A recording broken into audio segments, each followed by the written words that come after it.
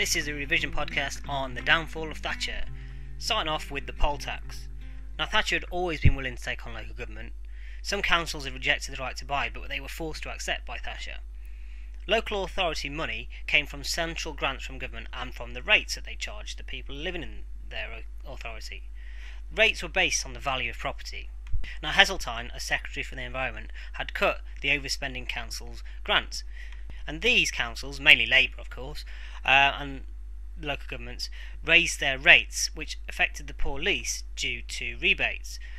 Only 12 out of 37 million paid full rates. 12 million, that is.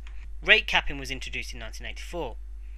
The GLC was abolished along with other metropolitan boroughs, which shows how willing Thatcher was to deal with these big spending Labour councils. Thatcher had always disliked rates. She didn't think it was fair that a pensioner living next door to 6 healthy adults should pay the same, and saw it as a tax on home improvement. The community charge to replace rates as an idea started in 1985, and it quickly became known as a poll tax, after the poll tax from the 1300s that caused the Peasants' Revolt. It was a tax on people, but there would be rebates for the poorest. This would discourage local councils from raising the taxes to pay for socialist public spending, and hopefully get people to vote in a Conservative local government to get lower community charges, because obviously Conservatives stand for lower taxes. Lawson was against it. He saw it that local government would increase the community charge anyway, and blamed Thatcher, and it seemed as though that the Duke paid the same as the dustman, which didn't seem fair. Thatcher, riding high after another election victory, made it her flagship policy of the third term. And there was supposed to be a 10-year implementation with dual running, and rates and the community charge would go side by side, and one would phase in and the other one would phase out. Nicholas Ridley, who was in charge of the scheme, reduced this to 5 years, as he saw that 3 taxes at the same time would be unpopular, and then he abolished it totally in 1987, thinking that this is what we want, why not have it straight away? Thatcher later admits this was a mistake. It was a sharp, short shock for people. Another reason for the hurry was because of the Scottish 5-year review on local taxes, because of fluctuating house prices. England didn't have the same 5-year review, although they would have to be looked at a certain point in time. The predicted level of community charge grew steadily, and 82% of people were going to be worse off than with rates, it was calculated. There was anger in the whole country, so government capped the highest charges, which undermined the principle of local government control and accountability anyway.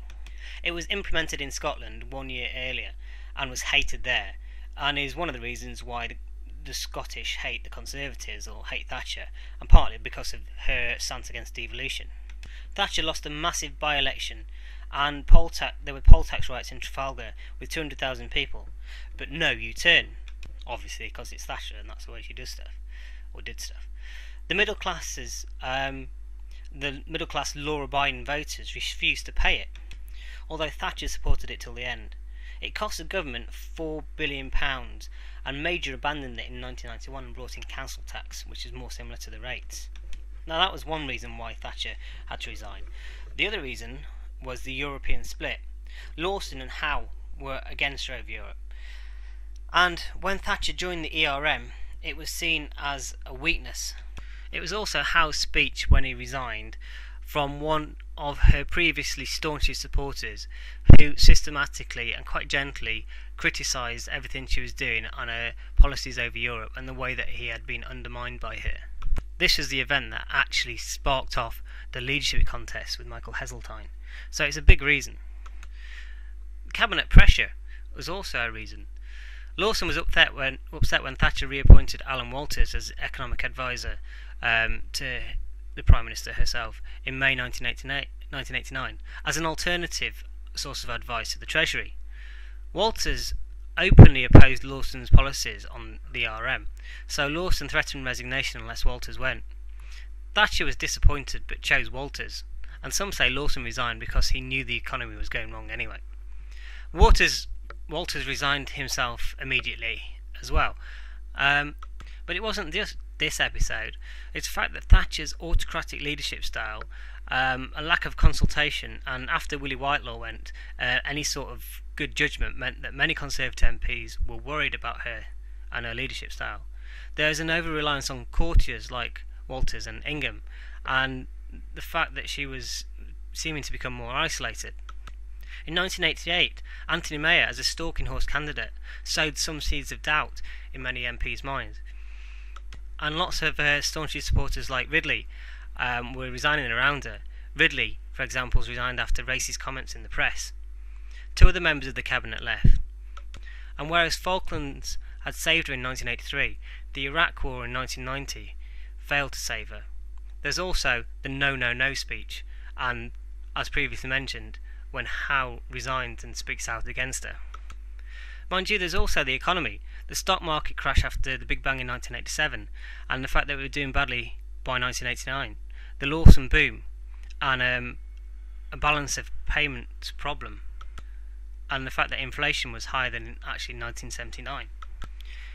A small Labour revival had actually got Conservative MPs worried as well. The Staffordshire by-election was lost. The Eastbourne by-election was lost. Labour seemed resurgent under Kinnock and Smith. And there's a real fear that Conservatives could lose in the 1991-92 election. The final reason is Michael Heseltine. He'd been licking his wounds since walking out of the cabinet over the Westlands affair in 1985. He was a magnet for disaffected MPs, and he put himself up for leadership tentatively after Howe's speech. Howe explained his reasons for his resignation in the Commons, and Heseltine seized that as an opportunity. Now, in the leadership election, the Thatcher campaign went badly. Some have blamed the campaign manager, Peter Morrison. And the whole thing was fought over the poll tax, Europe, and the leadership style, and who was best to lead them in the next election. Thatcher left London, which some have said was a mistake, and although she won the first ballot 204 to 152, she was only 4 votes short of what she needed to stop a second ballot. Heseltine himself was mistrusted, but Thatcher refused to leave, leaving a possibility that he would win and become leader. Various cabinet members came to her to offer their loyalty, but then went on to say that they didn't believe she could win. Eventually, she concedes and then begins to back John Major. So eventually, Major wins by 185 votes to Heseltine's 131, with the other runner, Douglas Hurd, only getting 57 votes. Historical interpretation now. Moore says it was hubris. The Thatcher revolution overreached itself, and the poll tax basic unfairness was never properly considered by ministers. Moore says her own brutal rudeness to those around her left her friendless, and the less powers you give local government, the more they become a referendum on government policy with no consequences, a cost-free protest vote. Moore says too many could vote for high-spending councils without feeling any personal punch, and also finishes off by saying the poll tax broke a principle that stretched further back than the post-war consensus. That's it for the downfall of Thatcher. Next up, quite blatantly, John Major's government.